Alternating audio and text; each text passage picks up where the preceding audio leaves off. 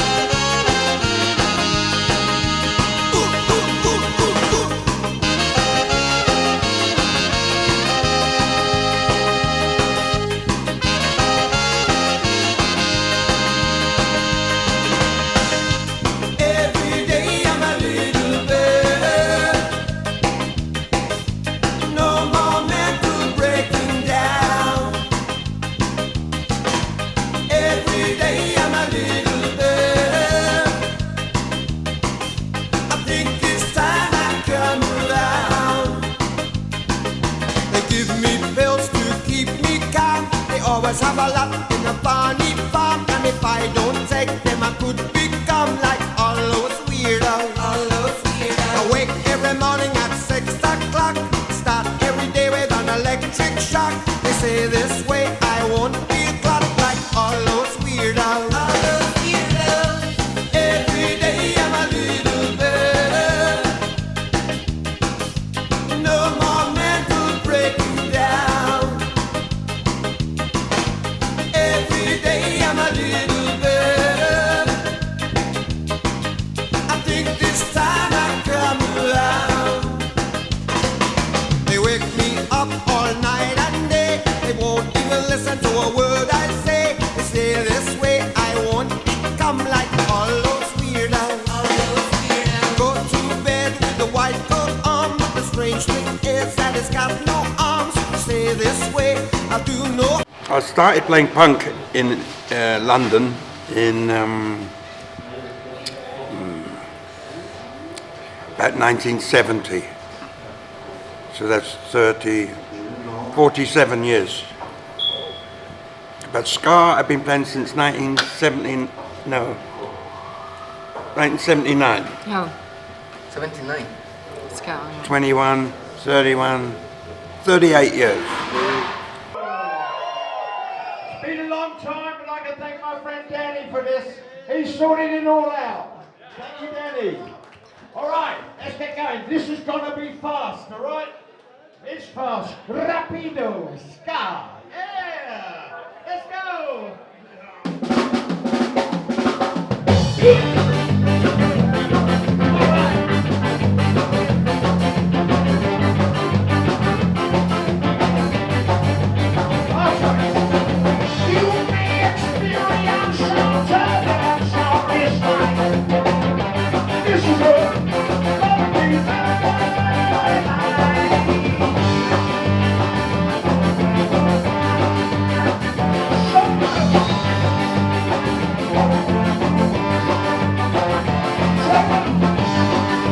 I would think probably a special song.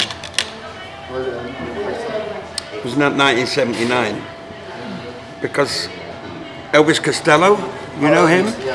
Elvis Costello, he produced the first Specials album, and I used to live with Elvis Costello in London before he was famous. And so I was very interested in things he did. When I saw that he had produced this album and I heard this album, I thought, well, this is good stuff, I like this.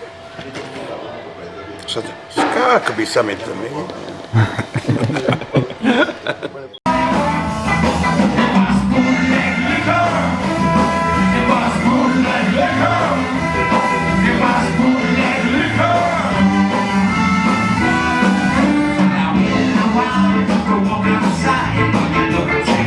In 1979 I arrived in Holland. I'd been obviously from England, which is where I come from originally, but I arrived in Holland to see what was going on there musically, I liked Holland and I was enjoying myself there, so I decided to set a band up there. So I began this band in 1979, and at that time I'd been playing punk music in England up to this time. And but I had just heard ska at that time, and it was just interesting me a bit, so I made my first album with this kind of, with ska influenced music in Holland in 1980, which was partly ska and partly punk. And that was with Mark Foggo and The Secret Meeting, which went on right up till 1987, when another band was formed called the Skasters. I've never seen anyone this tall. Damn right, sir, they were never this small. Eat the data, happy Mohammed Ali. I don't know how to go, trying to go, never let go. I go everywhere he goes, I'm paying real low. Playing on the ground with the definite mind. My first influence musically was Eric Burdon and the Animals from about 1964, going back that far. And the first band I ever played in was in 1964, when I played rhythm guitar for a kind of pop cover band, which was like half a school band and half, well, people who weren't at school band.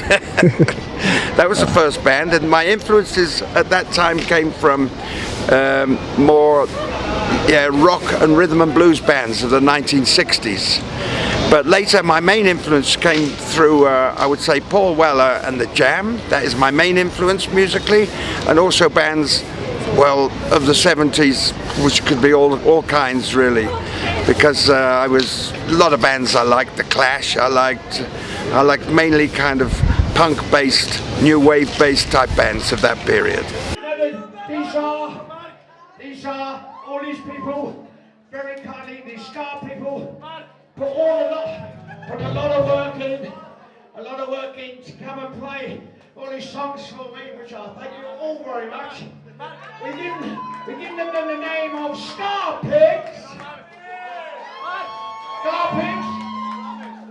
And they are, of course, like you all, we all are missionaries of ska. Yeah. That's what we are.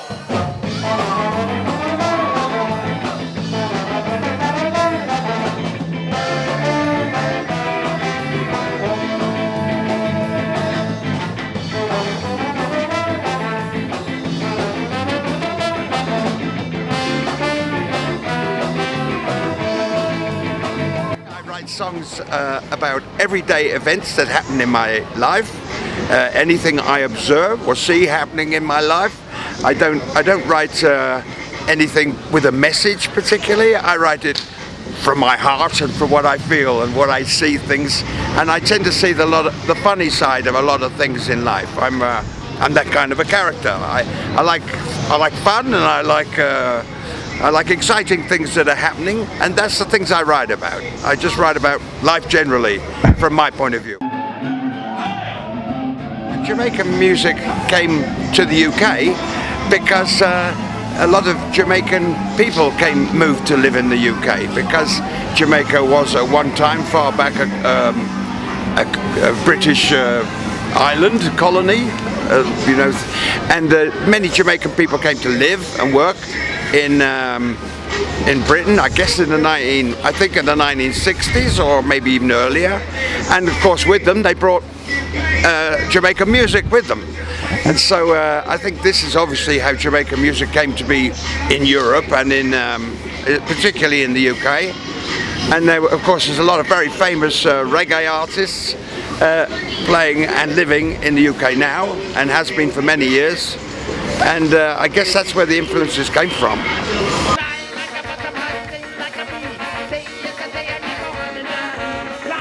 I believe that Jamaican music should be everywhere, all around the world, of course. I think it was great that it came to Europe, and great it came to the UK, because through the Jamaican influences, ska music began in the late 70s in the UK. So it was absolutely essential Jamaican music came there. For me personally, the Jamaican artists that I knew before this period were people like Desmond Dekker, who had several hits in the UK charts, and of course Israelites and things like this, these songs.